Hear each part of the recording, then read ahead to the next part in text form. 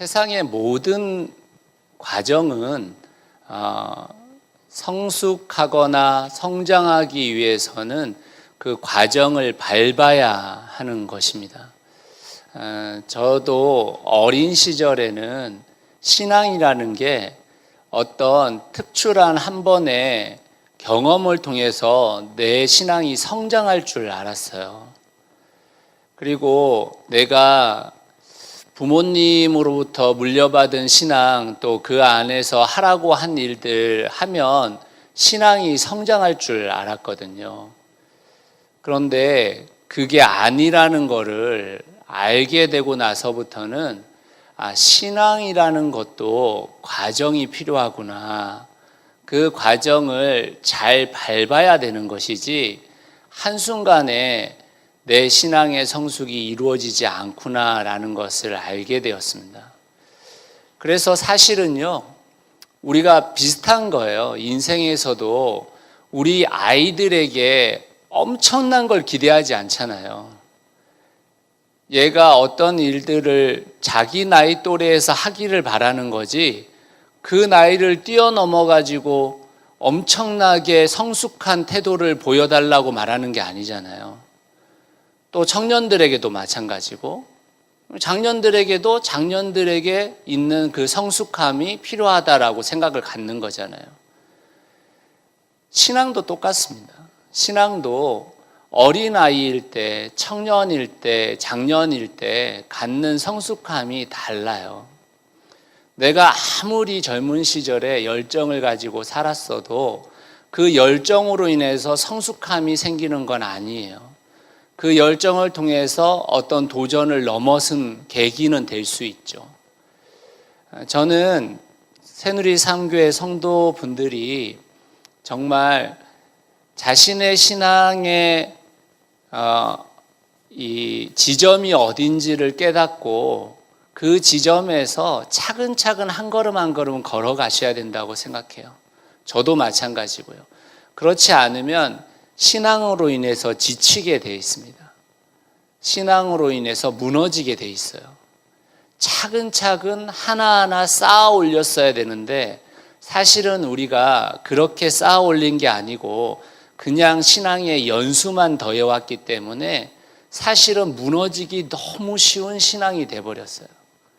사람 하나한테 실망하면 무너지는 신앙이 돼버려요. 나 기분 나쁜 이야기 한마디 들으면 무너지는 신앙이 되고, 내가 생각할 때 저런 태도는 바람직하지 않지 하고 생각하는 그거 하나가 걸리면 신앙이 무너져 내버려요. 그렇게 신앙이 우리에게 형성된 거예요, 지금까지. 풍성한 삶의 첫걸음은 여러분들에게 그 한 걸음 한 걸음을 다시 시작해 보자고 제가 권유하는 겁니다. 저도 마찬가지고요. 저도 그 걸음을 한 걸음 한 걸음 더 걸어보자라고 생각하고 여러분들과 나누고 있는 겁니다. 그래서 오늘 저희가 6과 할 차례인데 1과부터 5과까지의 내용을 여러분들이 숙지를 해오셔야 돼요. 그것을 통해서 이래서 내가 지금 이게 필요한 거구나라는 것을 알아야 되는 거거든요. 우리가 풍성한 삶의 첫걸음에서 1과에서 신앙생활이란 무엇인가를 배웠어요. 기억이 나세요? 신앙생활이란 뭐라고 했죠? 하나님과의 인격적인 관계를 통해서 풍성한 삶을 누리는 것이다. 이렇게 이야기를 했어요. 그러면 이 신앙생활에 나오고 있는 단어들을 인지를 해보셔야 되는 거예요. 하나님과의 인격적인 관계는 어떻게 시작되는 것인가? 이과에서 거듭남으로 시작된다라고 말씀드렸어요. 근데 그 거듭났느냐 안 났느냐는 제가 이미성 자매가 거듭났는지 안 났는지를 판단하면 안 되고 내가 나 자신을 봐야 된다는 거예요. 내가 정말 거듭난 인생인가 생각해 보시면 첫째가 그 증거로서 드러나는 게 뭐냐면 성경에서 하나님이 하셨다고 하는 일을 믿게 되는 거예요.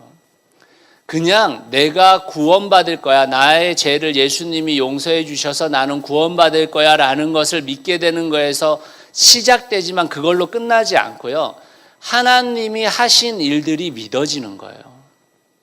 그게 거듭남의 첫 번째예요. 나를 낳은 아버지가, 또는 나를 입양한 아버지가 내 아버지구나라는 것을 알게 되는 거잖아요. 거듭남이라는 게 태어나는 거니까. 두 번째는 삶의 변화가 시작돼야죠. 삶의 변화가 갑자기 내가 이 정도 수준이었는데 갑자기 이만큼 뛴다라는 말이 아니에요. 삶의 변화가 차근차근 이루어진다라는 것입니다. 특별히 이 삶의 변화는 영역의 발전이라고 할 수 있어요. 내 개인의 인격적 성숙이 시작되어지는 거지만 그로 인해서 내가 다른 사람을 어떻게 대하는지, 내가 이 세상의 어떤 사건을 어떻게 보게 되는지, 내가 그 상황 속에서 무엇을 선택하게 되는지를 삶의 변화로 알게 되어진다라는 거예요. 세 번째는 하나님의 공동체에 소속되게 되는 것입니다. 이건 여러분, 우리가 지금까지 신앙생활하면서 진짜 많이 등한시한 겁니다. 나의 개인적인 신앙의 성숙에 대해서는 굉장히 많은 이야기를 들었는데 공동체로서 함께 존재한다라는 것에 대해서는 우리가 별로 듣지를 않았어요. 나는 하나님의 형상이라는 거 자꾸만 나는 하나님의 형상으로 만들어졌지라는 것을 인식하지만 저 사람도 하나님의 형상으로 만들어진 존재지, 저 사람도 하나님의 자녀지, 저 사람이 그래서 나의 형제지, 나의 자매지, 이거를 인지를 못하고 살아가는 거예요. 그걸 알게 되어지는 게 거듭남입니다. 근데 이 거듭난 사람들에게는 특권이 주어져요. 여러분, 그렇게 증거로 나타나는 삶이 그렇게 녹록지 않거든요, 사는 게. 그래서 특권이 주어지는 거예요. 그게 뭐냐면 하나님의 은혜를 잊게 되는 거거든요. 우리의 삶에 하나님의 은혜가 충만해지는 거예요. 이것도 하나님의 은혜구나, 저것도 하나님의 은혜구나, 저 사람도 하나님의 은혜구나, 이 사람도 하나님의 은혜구나, 내 옆에 있는 모든 것이 하나님의 은혜라는 걸 알게 되는 겁니다. 그게 특권이에요. 또 하나는 신분이 바뀌게 되는 거죠. 하나님께서 나를 자녀 삼아 주신 거잖아요. 왕의 자녀가 됐다라는 그 신분의 변화. 그래서 그 신분의 변화는 뭘 가져오게 됩니까? 그 신분답게 사는 삶이 되어지는 거예요. 그 신분답게 사는 삶. 내가 왕의 자녀인데 거지처럼 살지 않는 거예요. 내가 왕의 자녀이기 때문에 내 것을 내어줄 수 있는 거예요. 제가 거지면 내 것을 못 내어주죠. 여러분 한번 생각해 보세요. 여러분, 세상의 거지들이요, 굉장히 많은 것을 안 갖고 있는 것 같아 보이잖아요. 그렇죠?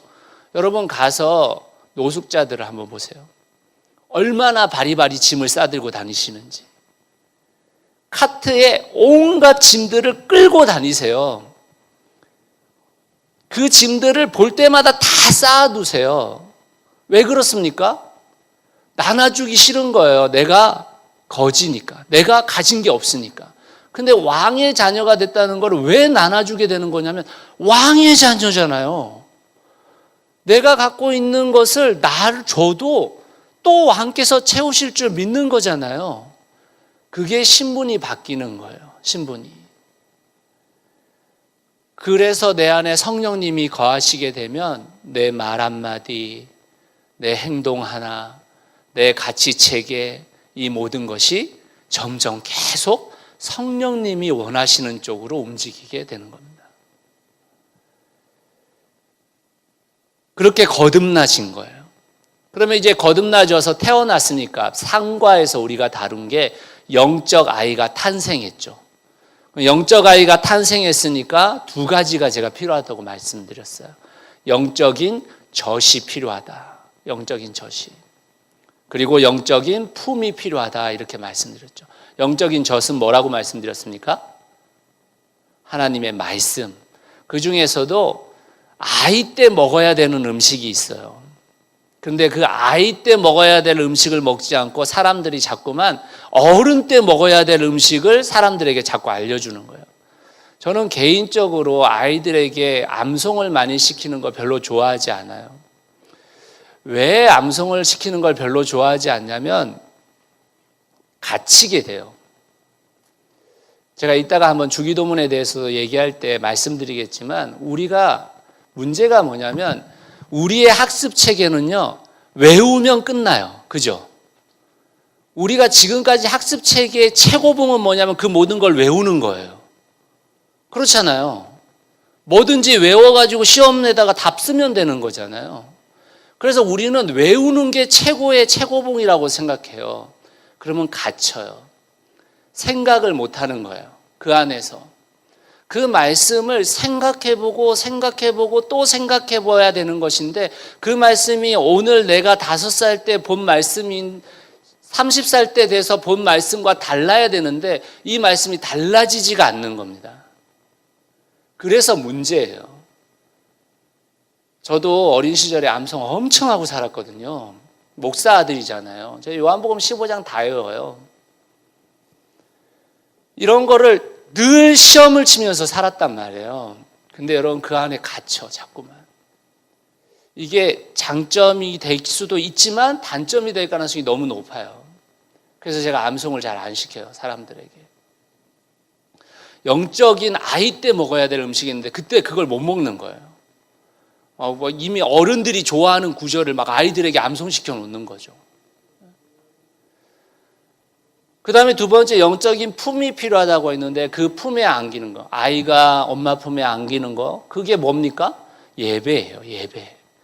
예배 안으로 깊이 들어오게 만들어줘야 돼요. 그 예배 안에 들어와서 그 예배를 누려야 되는데 그 예배를 누리질 못해요. 그래서 예배는 지겨운 시간, 예배는 버텨야 되는 시간, 예배 좀 빨리 끝났으면 좋겠다, 이런 생각으로 휩싸이게 만들어주는 겁니다. 근데 그게 정말 품 안에 다 안기는 예배가 돼야 되는 거거든요. 그리고 또 품에 안기는 것이 두 번째는 기도라고 말씀드렸어요. 기도. 내가 부모에게 칭얼대는 거죠. 육적인 아이가 어떻게 울게 되면 그 울음을 부모는 이 아이가 뭘 필요하는지를 알게 된다는 거예요. 그래서 부모 하나님 앞에 계속해서 칭얼칭얼대는 그 울음소리를 내는 거, 그리고 그 품에 안겨서 내 필요를 공급받는 거, 그걸 받아야 되는 거거든요. 그 다음에 네 번째 제가 말씀드린 것은 인격적인 하나님을 만나야 된다고 했는데 인격적인 하나님이라는 존재가 어떻게 우리 가운데 인식돼야 되는가를 말씀드렸어요. 첫 번째는 하나님이 인격적이라는 것을 알아야 되는 거죠. 그걸 알기 위해서 제가 설명드린 게 삼위일체 하나님이라고 말씀드렸어요. 고대 그리스어 중에는요, 이 삼위일체라는 단어를 나타내는 의인화된 단어가 있는데 그게 우리나라 말로 번역하면 춤이에요. 춤. 근데 그 춤이 혼자 춤추는 춤이 아니고요, 우리로 말하면 포크 댄스 같은 거 있잖아요. 그 포크 댄스, 삼위일체를 포크 댄스의 춤이라고 여겼어요. 그게 소위 말하면 혼자 춤추다가 어느새 2명과 춤추고 있고 어느새 3명과 춤추고 있는 그 포크 댄스 있잖아요. 우리가 과거에 체육 시간에 했던 포크 댄스는 되게 단순하지만 여러분 유튜브에 가서 포크 댄스를 한번 쳐보세요. 얼마나 현란한 포크 댄스가 있는지. 그 포크 댄스는 어느새 보면 혼자였었는데 갑자기 2명이 돼 있고 3명이 돼 있고 이게 너무너무 현란하거든요. 그걸 삼위일체를 표현했다고요. 소위 말하면 공동체적이었다 이 말인 거예요. 삼위일체가. 인격적인 하나님이 홀로 된 하나님 같지만 예수님과 성령님과 계속 그 협력을 이루고 교제를 이루는 그 공동체성. 그래서 하나님은 인격적인 분이시다라는 거예요. 그래서 제가 말씀드렸던 이마고데이, 그게 뭡니까? 이마고데이, 하나님의 형상이란 말이에요. 하나님의 형상으로 창조된 우리가 인격적인 존재로서 하나님과 인격적인 교제를 나눌 수 있는 존재라는 것을 인식해야 되는 것입니다. 그런데 이 인격적인 하나님을 만나는 가능성은 뭐냐면 우리가 뭘 해서가 아니에요. 하나님의 은혜예요. 무조건.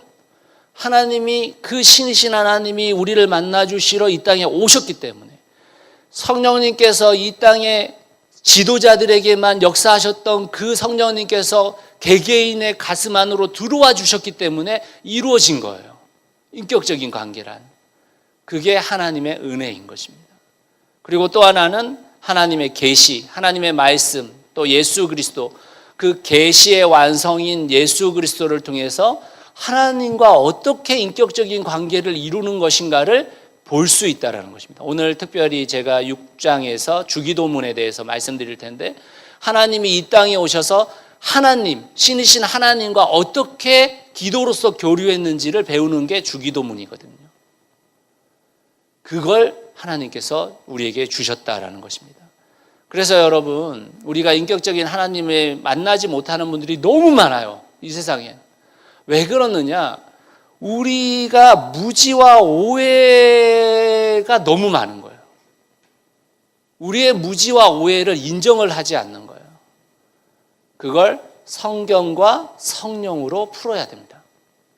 성경과 성령으로 제거시키지 않으면 우리의 그 무지 안에 들어와 있는, 그 오해 안에 들어와 있는 그 고집불통이 우리의 신앙을 성장시키지 못하게 만드는 것입니다. 여러분, 부모님께서 여러분들에게 골고루 영양분을 섭취해 줬으니까 지금까지 건강한 것이지, 만약에 여러분들이 좋아하는 마이쮸만 계속해서 먹였다고 생각해 보세요. 어떻게 됐겠어요? 어떻게 됐겠냐고요. 그거예요, 여러분. 우리가 갖고 있는 신앙이라는 게 무지와 오해에 너무 휩싸여 있는 게 많아요. 그런데 그게 신앙이라고 생각하고 있는 겁니다, 자꾸만. 그걸 성경과 성령을 통해서 계속 날마다 변화시켜 가야 되는데 그게 변화가 안 되니까 성장이 이루어지지 않는 거예요. 그러면 어떻게 되느냐? 교회 떠나게 돼요. 신앙 떠나게 돼요. 그 안에서 참된 기쁨이 없거든요.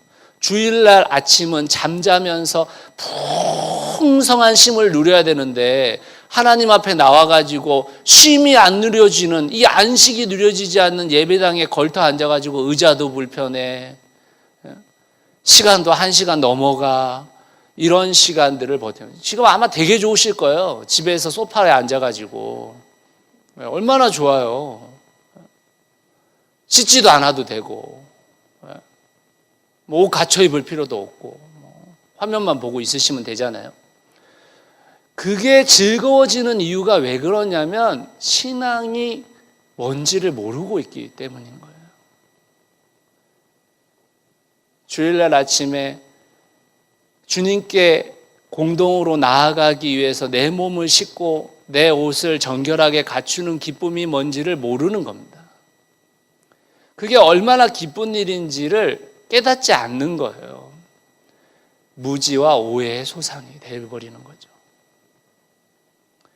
그래서 지지난주에 5과에서 하나님의 말씀을 어떻게 누릴까 했습니다. 2가지, 통독과 묵상이 있다고 말씀드렸고, 통독은 통째로 하나님을 누리는 건데 이건 여러분이 사실은 쉽지 않아요. 왜냐하면 그 언어 자체가 우리말로 쓰여진 것도 아니고 우리 시대에 쓰여진 게 아니기 때문에 상당히 고민해야 될 게 많아요. 그 시대에 그 사람들은 그 언어와 그 말을 다 알아들었어요. 근데 지금의 이 사람들은 그 시대와 그 말을 알아듣지 못해요. 그러니까 당연히 성경을 배워야 되는 거거든요. 통독 이전에 우리가 배워야 되는데 문제는 한국 교회는 통독 이전에 배우지 않고 통독부터 시켰어요. 그러니까 질리는 거야. 못 알아듣겠는데 계속 성경만 읽게 만드는 거죠. 못 알아들어. 짜증나. 내 위기가 되면 내 위기가 돼버려. 너무너무 싫어 막. 그게 여러분 왜 그런지 생각해 보셔야 되는 겁니다. 우리의 언어가 아니에요. 우리의 시대가 아니에요. 통독이 필요합니다. 그렇지만 저는 통독 이전에 여러분들이 성경을 배워야 된다고 생각해요. 통독 이전에. 그래서 묵상이라는 것은 성경을 우려서 누리는 것인데 성경 전체를 공부하는 성경이 읽어지네 이런 시리즈들, 이런 부분들을 다음 이제 다음 해 2021년에 저희가 진행할 예정입니다. 그리고 성경을 책별로 또 공부를 하셔야 돼요. 그래야 진짜 성경이 나에게 물마중을 나오는 것 같다고 말씀드렸잖아요. 여러분들의 삶에 지치고 힘들고 고통스러운 그 가시밭길 그 가운데서 나를 마중 나와서 내 짐을 짊어져 주는 그 말씀의 달콤함을, 그 말씀의 꿀 같음을 경험하게 된다라는 겁니다. 그 과정을 겪으셔야 돼요. 그 과정을 안 겪고 우리의 신앙은 성장하지 않습니다. 우리의 신앙은 기쁘지 않아요. 자, 오늘 6번째 풍성한 삶의 첫걸음, 기도에 관련되어진 이야기를 오늘 좀 하려고 하는데요. 먼저 마태복음 6장 9절에서 13절까지 말씀, 우리가 너무 잘 아는 내용이잖아요. 주기도문인데 주기도죠. 주기도 같이 한번 읽도록 하겠습니다. 시작. 그러므로 너희는 이렇게 기도하라. 하늘에 계신 우리 아버지여, 이름이 거룩히 여김을 받으시오며 나라가 임하시오며 뜻이 하늘에서 이루어진 것과 같이 땅에서도 이루어지이다. 오늘 우리에게 일용할 양식을 주시옵고 우리가 우리에게 죄 지은 자를 사하여 준 것 같이 우리 죄를 사하여 주시옵고 우리를 시험에 들게 하지 마시옵고 다만 악에서 구하시옵소서. 나라와 권세와 영광이 아버지께 영원히 있사옵나이다. 아멘. 모든 종교에 있어서 공통점이 있다면 여러 가지가 있을 수 있지만 그 중 하나가 기도입니다. 기도가 없는 종교는 없어요. 기도는 모든 종교의 공통된 요소입니다. 그러나 모든 종교의 기도가 다 똑같지는 않습니다. 종교를 믿는 사람들이 기도를 하는 이유를 대략 3가지 정도로 이야기할 수 있어요. 첫 번째는 자신의 소원을 이루려고 하는 것. 또 두 번째는 자신이 믿는 신을 기쁘게 하는 것. 또 세 번째는 자기를 발견하거나 자기 안에 있는 신을 발견하는 것. 그 3가지의 보통 대부분의 종교의 기도가 속해져 있습니다. 다시 말하자면 동일하게 기도라는 말을 쓰지만 실제로 그 기도의 형식은 물론 내용도 다를 수밖에 없어요. 내가 믿고 있는 신에 대한 인식이 어떻느냐에 따라서 그 기도는 다를 수밖에 없는 것입니다. 하나님의 자녀가 된 그리스도인들의 기도는 자신의 소원을 절대자에게 알린다거나 절대자 앞에서 자신을 발견한다라는 면에서 다른 종교의 기도와 비슷한 부분이 있어요. 그러나 그리스도인들의 기도가 다른 종교의 기도와 다른 점이 있습니다. 2가지라고 할 수 있어요. 제가 오늘 설교를 전체를 통해서 이 2가지에 대한 이야기들을 좀 더 할 텐데, 첫 번째 다른 것은 뭐냐면 그리스도인의 기도는 하나님을 알아가는 과정이라는 거예요. 기도를 통해서 하나님을 알아가요. 여러분, 대부분의 종교의 신앙인은 자신의 소원 성취와 자신을 발견하는 데 관심을 갖지 자신이 기도하는 대상에 대해서 관심을 갖지 않습니다. 내 소원 성취, 내 자기 발견, 자기 중심성이 기도를 통해서 이루어지기를 원하는 거지 그 대상이 누구냐는 별로 중요하지 않아요. 그래서 대부분 종교가 어떤 상황으로 펼쳐지냐면 내 소원을 잘 이루어지는 사람한테 또는 신에게 가서 비는 거예요. 그런데 기독교의 기도는요, 하나님이 어떤 분이신지에 대한 최소한의 지식을 가지고 시작한 기도가 하나님을 점점 더 알게 만드는 것입니다. 그래서 자기 중심적인 기도에서 하나님 중심적인 기도로 바뀌어지게 되는 거예요. 그렇기에 다른 종교의 기도는 시간이 지나도 자기 중심성을 벗어나지 못하지만 그리스도인들의 기도는 자기 중심성에서 하나님 중심성으로 옮겨지게 되어져 있는 것입니다. 그게 다른 거예요, 그게. 두 번째는 이 기도가 가지고 있는 특징이 뭐냐면 하나님을 누리게 되는 축복이라는 거예요. 하나님을 누린다라는 것은 소위 그리스도인의 기도가 자신의 소원 성취를 위해 기도했는데 그게 안 이루어져도 하나님께서 원하시는 뜻의 성취로 내 마음이 바뀌어지기 시작한다라는 거예요. 소위 말하면 이런 거예요. 우리가 하나님이 하신 일을 믿는다라는 표현을 썼는데 여러분 마태복음 6장 7절 말씀에 보면 이렇게 돼 있거든요. 또 기도할 때 이방인과 같이 중언부언하지 말라. 빈말 되풀이하지 말아라 이런 말이잖아요. 그들은 말을 많이 하여야 들으실 줄 생각한다라는 거예요. 여러분 지금 한번 생각해 보세요. 많은 사람들이 이방 종교가 갖고 있는 기도의 모습을 한국 기독교 안에 많이 녹아내려요. 왜 그렇습니까? 어떤 부분에서 그래요? 많이 빌면 되는 줄 알아요. 그렇죠. 또 뭡니까? 기도의 시간이 늘려지는 것과 기도를 통해서 내가 무엇인가를 많이 드려야지 기도가 이루어진다라고 생각하는 거예요. 그게 여러분 기독교가 추구하는 기도의 모습이 아니거든요. 소위 한국 기독교 안에 들어와 있는 기도는 우리나라의 이 전통적인 신앙관과 너무 똑같아요. 너무 똑같아요. 마태복음 6장 8절에 보시면 그러므로 그들을 본받지 말아라. 구하기 전에 너희에게 있어야 할 것을 하나님 너희 아버지께서 아신다 이렇게 표현했어요. 여러분 이게 무슨 말이에요? 기도하지 말라라는 말입니까? 그걸로 기도하지 말라는 거예요. 그걸로. 너희들에게 필요한 것으로 자꾸 기도할 필요 없다는 거예요. 그거 하나님 이미 다 아신다라는 거예요. 이미 아신다. 하나님이 너희에게 풍성히 그거 주실 것이다 라는 거예요. 대신 너희가 할 기도는 따로 있다 이 말이에요. 너희가 할 기도 따로 있다. 로마서 8장 32절도 한번 보세요.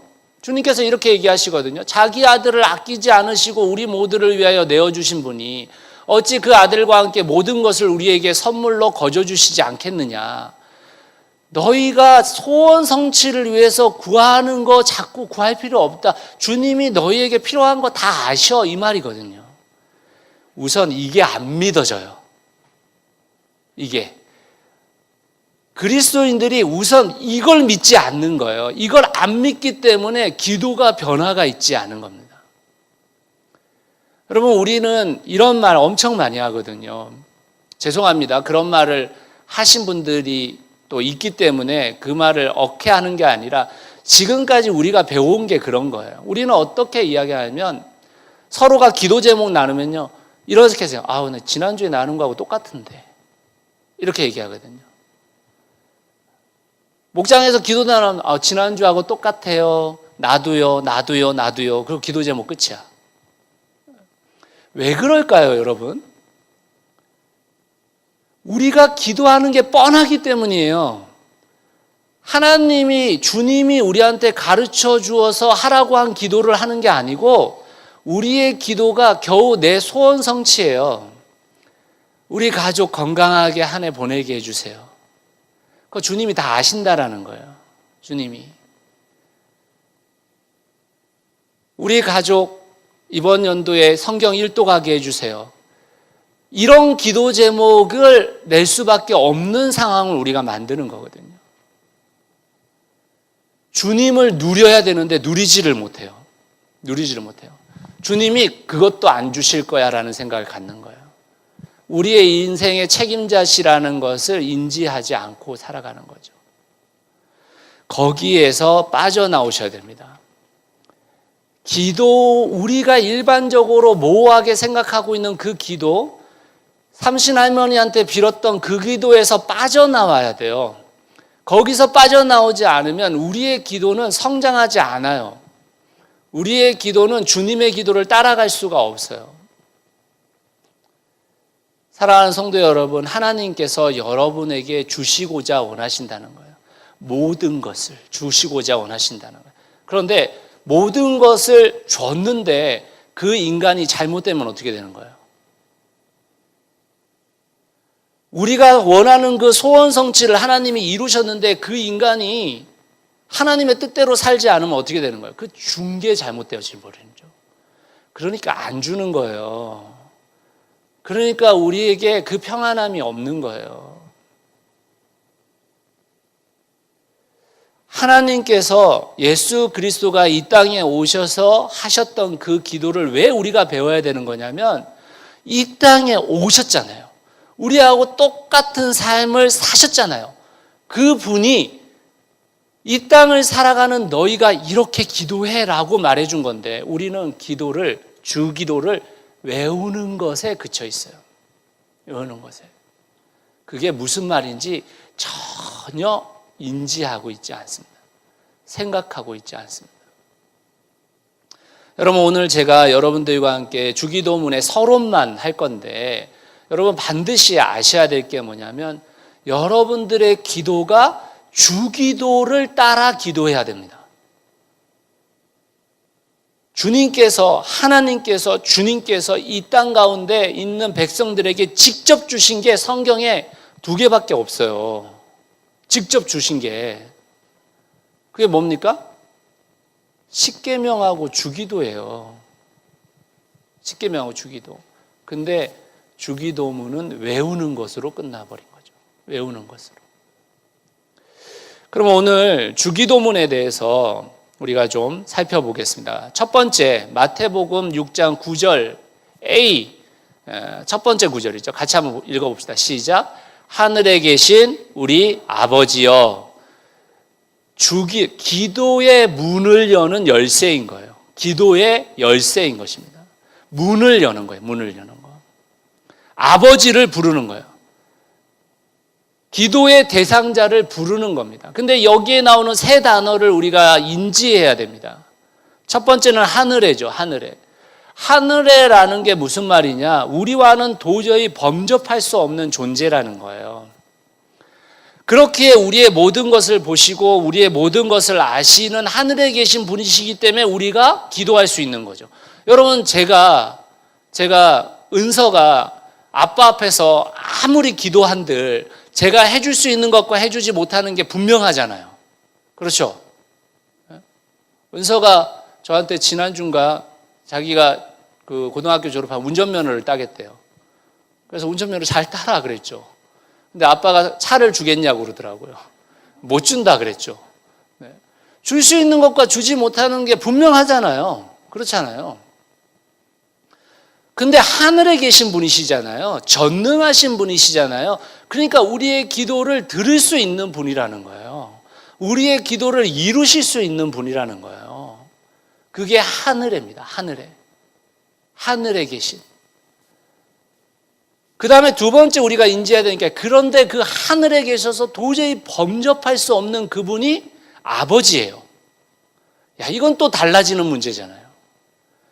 하늘에 계셔서 도저히 범접할 수 없는 존재인데 그분이 나의 아버지세요? 그러니까 그분이 나에게 응답해 주신다라는 거예요.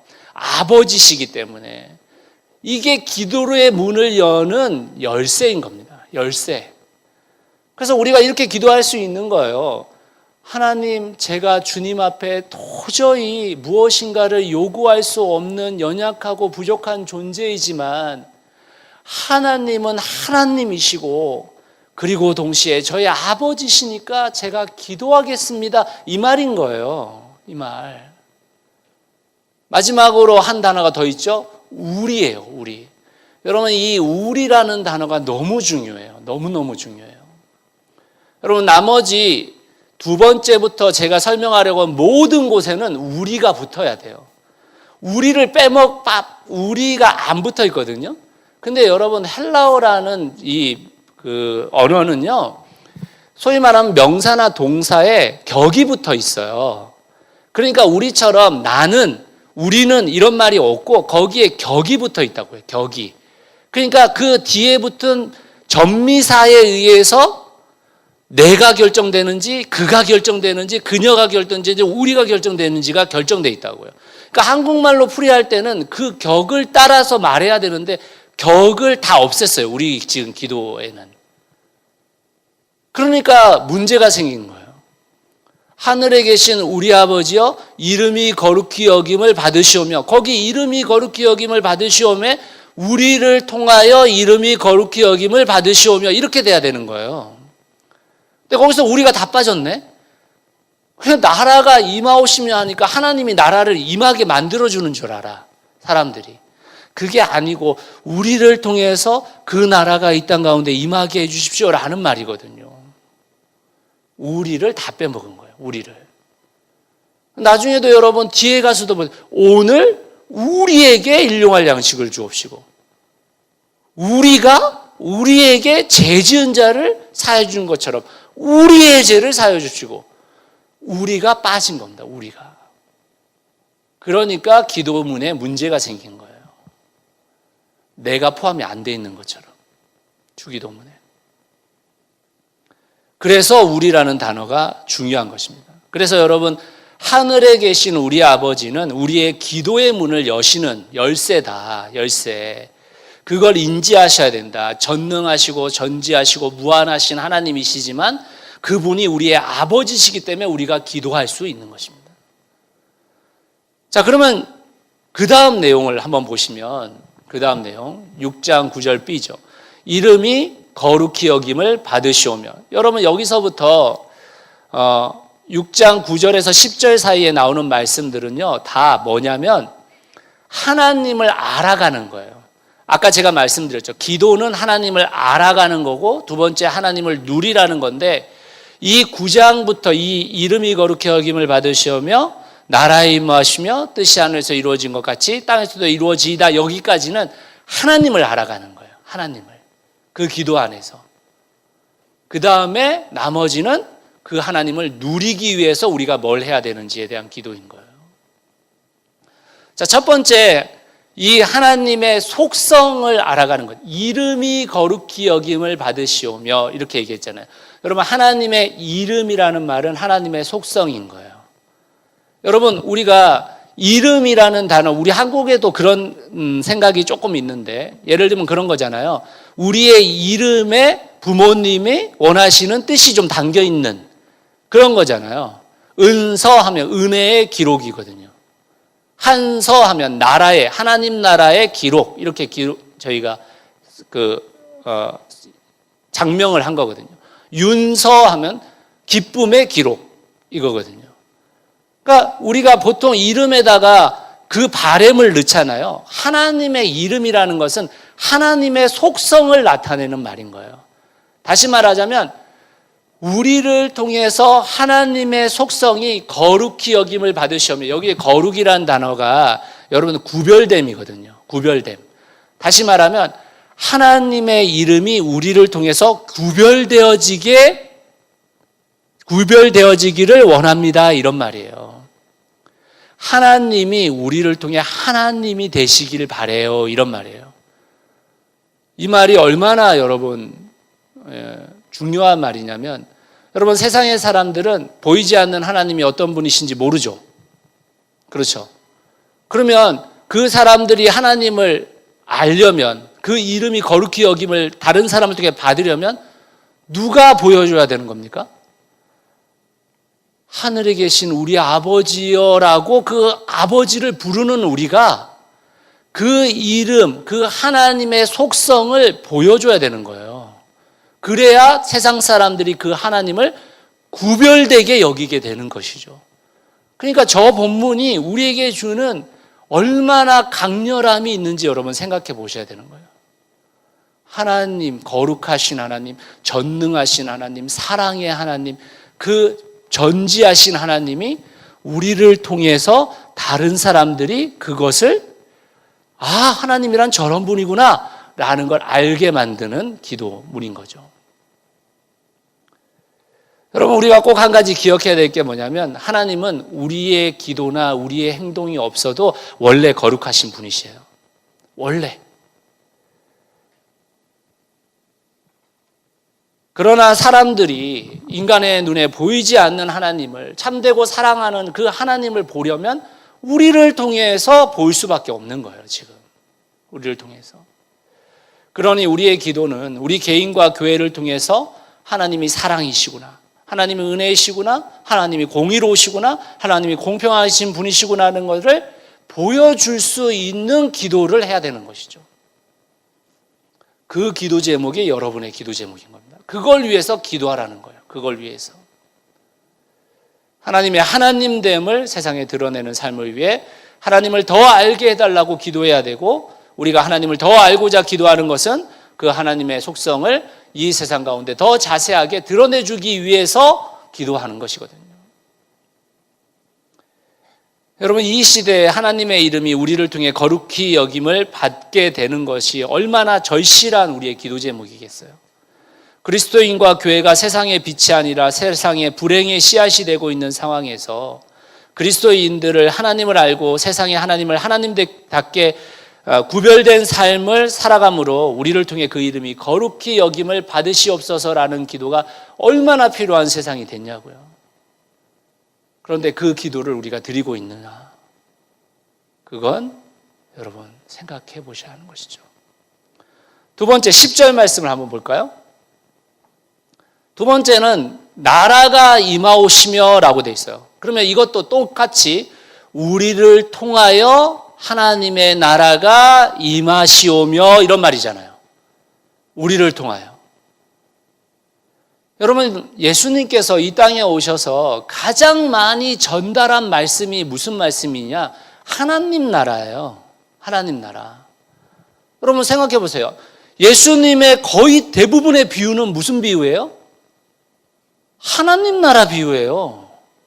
천국은 마치 하나님의 나라는 이와 같으니, 이게 예수님의 비유의 전부예요, 거의. 그러니까 하나님의 나라를 예수님은 이 땅에 오셔가지고 선포하셨단 말이에요. 근데 하나님 나라에서 가장 중요한 요체는 뭐냐? 하나님의 통치죠. 하나님 나라의 가장 중요한 요소는 뭐냐면 하나님이 다스리신다라는 개념이잖아요. 여러분, 예수님이 오심으로 인해서 그 하나님의 나라가 우리의 현재 안으로 들어왔단 말이에요. 그리고 그 현재의 하나님의 나라를 살아내야 되는 사람들이 교회인 것이거든요. 그리스도인인 것이거든요.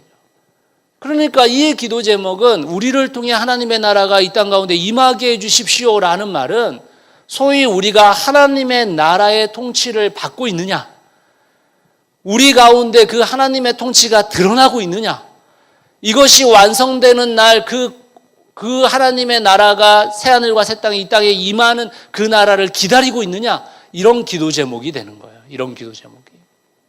그런 기도를 드리고 계십니까? 하나님의 나라가 우리를 통해서 이루어지기를 위한 기도를 드리고 계세요? 하나님의 통치가 이 땅에 필요한 것이라는 것을 인지시키는 기도를 드리고 계십니까? 또한 우리의 기도가 예수 그리스도가 다시 오심으로 인해서 새하늘과 새 땅이 이 땅 가운데 임하는 그 놀라운 현장을 기다리는 기도를 우리가 하고 있습니까? 이걸 묻게 되는 거예요. 묻게 되는 거. 여러분, 세상을 살면서 우리 이 세상의 부조리함이나 악함과 싸우며 이웃을 섬기고 또 사랑하면서 살아가지만, 그렇게 한다고 해서 하나님의 완성된 파라다이스가 형성되는 게 아니죠. 예수님이 다시 오시기 전까지는 이 깨진 세상에서 우리는 살아가야 돼요. 그러니까 이 기도는 소위 말하면, 그러니까 우리는 수동적으로 살 수밖에 없어요. 이 세상의 지배를 받으면서 살 수밖에 없어요. 또는 그래서 우리는 도피하면서 살아야 될 것 같아요. 이런 게 아닌 거예요. 나라가 우리를 통해 임하게 해달라는 기도는 우리가 적극적으로 그 나라를 이루며 살아가겠다라는 말인 거거든요.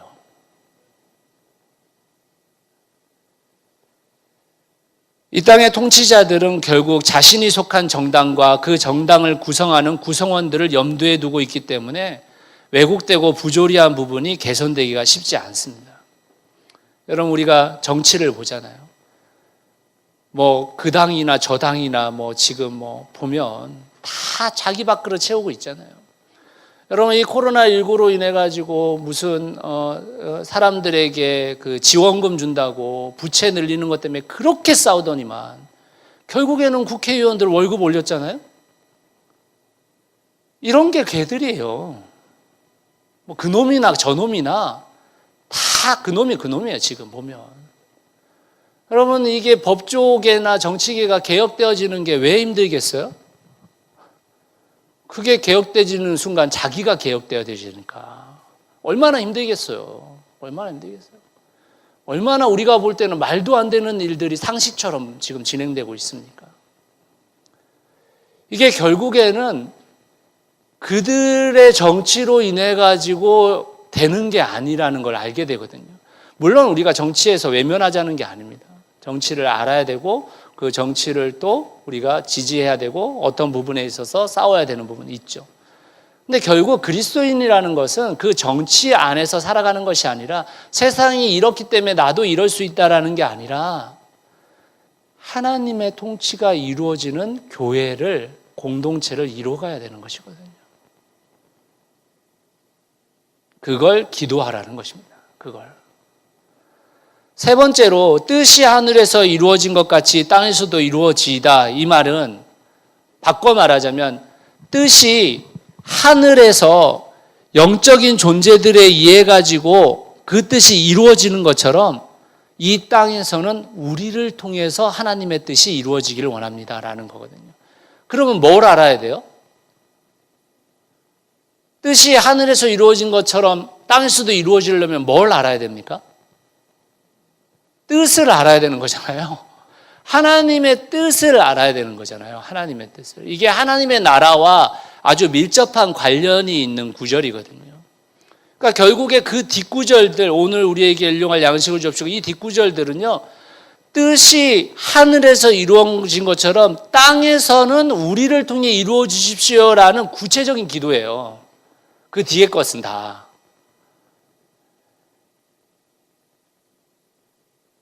여러분, 세상의 많은 사람들의 기도는 어떤 기도냐면 우리의 뜻이 하나님의 뜻이 되길 바라는 거거든요. 내가 생각하는 뜻이 하나님의 뜻이기를 바라는 거거든요. 근데 그게 아니잖아요. 기도라는 건 무엇입니까? 하나님의 뜻이 우리의 뜻이 되기를 원하는 거거든요. 나를 조종하는 거거든요. 나를 조종하는 거. 내가 조종당해야 되는데 하나님을 막 조종하려고 그래요. 하나님의 보좌를 흔드는 기도. 가만히 있는 보좌를 왜 흔드세요? 말이 안 되는 거예요. 말이 안 되는 거. 우리의 기도가 하나님을 바꿀 수 있다고 생각하는 거거든요. 내 소원 성취를 위해서는 하나님은 바꿔줘야 된다고 생각하는 거예요. 여러분, 그렇지 않습니다. 제가 자주 말씀드리지만 여러분의 소원 성취가 이루어지면 이 세상 망해요. 우리 모두의 소원 성취가 이루어져 봐요. 이 세상이 어떻게 돌아가겠나? 다 망합니다. 다 망해요. 우리의 소원 성취라는 게 그런 거 아니겠습니까? 모두가 부자가 되고, 모두가 부자도 아니에요. 내가 부자가 되고, 우리 자식이 이 세상에서 제일 뛰어난 자식이 되고, 뭐 이런 거잖아요. 여러분, 그렇게 되면 어떻게 되겠어요? 큰일 납니다. 큰일 납니다. 하나님의 보좌가 흔들리지 말아야 되는데 하나님의 보좌를 맨날 흔들어. 제가 볼 때 한국교회가 제일 많이 흔들 거예요. 왜냐면 한국교회만 새벽기도 뭐 이런 기도회가 너무 많잖아요. 제일 많이 흔들 겁니다. 아마.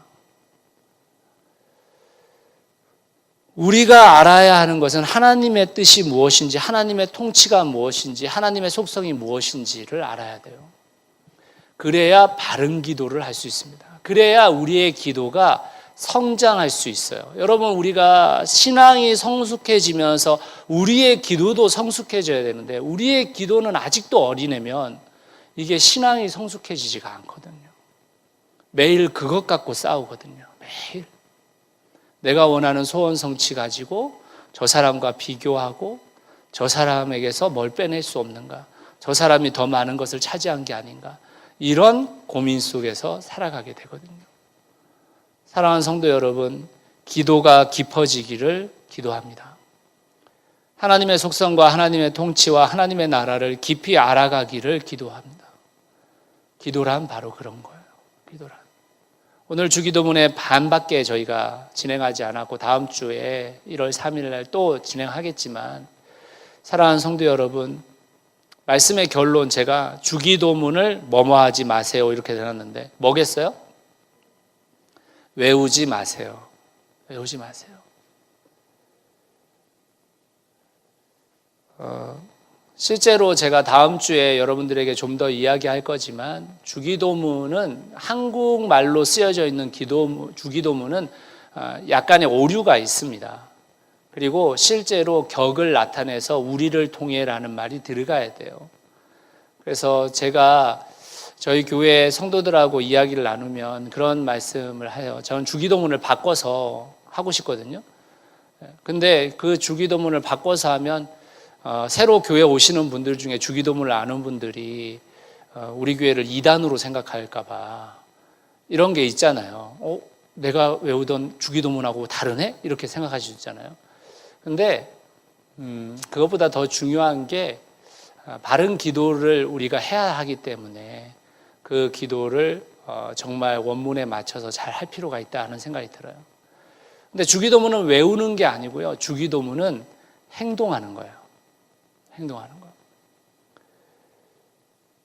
아까도 제가 말씀드렸는데 우리는 외우는데 굉장히 환호하거든요. 환호해요. 저도 패친들이 자기가 섬기는 교회의 주일학교 아이들이 암송하는 것을 자주 올리는 분들이 있습니다. 또 자녀들이 암송하는 것을 막 엄청 올려고 이런 분들이 계신데, 뭐 암송하는 게 나쁜 건 아니에요. 제가 말하는 게 나쁘다라는 뜻이 아니고, 암송을 통해서 우리가 암송이 끝이 아니라는 것을 인지할 필요가 있다는 거예요. 끝이 아니다. 외우는 게 끝이 아니에요. 외우는 게. 그걸 더 깊이 고민하고 깊이 생각하고 그로 인해서 내 삶의 행동이 바뀌고 해야 되는데, 거기까지가 아니라 외우는 데까지를 환호하고 있어서는 안 된다라는 것입니다. 외우게 되면 갇히게 됩니다. 그곳에. 우리는 주기도문이 정말 갇혀 있잖아요. 단순히 주일날 예배 때 한번 기도가 다 끝나고 나서 한번 읊조리는 그 기도가 돼버리지 않습니까? 김영복 목사님이 쓰신 주기도문에 관련된 책에 보면 그 책 제목이 뭐냐면 가장 위험한 기도, 이렇게 돼 있어요. 가장 위험한 기도. 저는 그 말에 동의를 하거든요. 동의를. 여러분, 제가 오늘 이 주기도문을 바꿔서 이렇게 써놨는데 한번 읽어봅시다. 같이 한번 읽읍시다. 시작. 하늘에 계신 우리 아버지여, 우리를 통해 하나님의 이름이 거룩히 여김을 받으시길 원합니다. 우리를 통해 하나님의 나라가 이 땅에 임하길 원합니다. 뜻이 하늘에서 이루어진 것 같이 우리를 통해 이 땅에서 하나님의 뜻이 이루어지길 원합니다. 제가 주기도문을 이렇게 바꿨습니다. 너무 위험한 기도죠.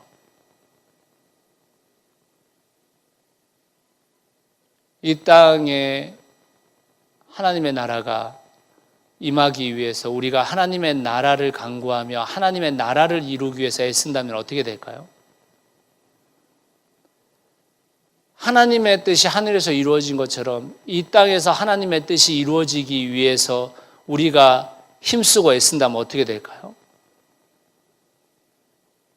정말 특별한 사람이 될 거예요. 정말 특이한 사람이 될 거예요. 정말. 세상이 감당할 수 없는 사람이 돼버릴 거예요. 세상의 논리로는 도저히 이해할 수 없는 삶을 사는 사람이 될 겁니다. 그게 그리스도인이에요. 그게. 주기도문은 외우라고 가르쳐 준 게 아닙니다. 주기도는 행동하라고 가르쳐 주신 겁니다. 왜 주기도문이 짧은지 생각해 보세요. 한국식으로 따지면 그 기도를 2시간, 3시간, 7시간까지 기도하신다고 하는데 그렇게 기도하라고 한 게 아니고 짧게 기도하고 가서 살으라고 한 거예요.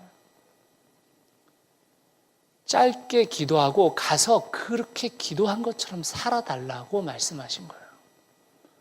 주님이 이 땅에 오셔서 그 삶을 살아내신 것입니다. 저는 가끔 주님이 인간을 과대평가하시는 게 아닌가 하는 생각을 해요. 감당할 시험밖에는 주시지 않는다고 했는데 감당할 수 없는 시험을 너무 자주 주시는 게 아닌가 하는 생각이 들 때가 있어요. 가끔 주님이 인간을 과대평가하시는데 도저히 이룰 수 없는 일을 우리를 통해 이루시려고 하는 것이 아닌가 하는 생각이 들 때가 있습니다. 그렇기에 기도하는 겁니다. 그래서 기도가 우리의 살 길인 거예요.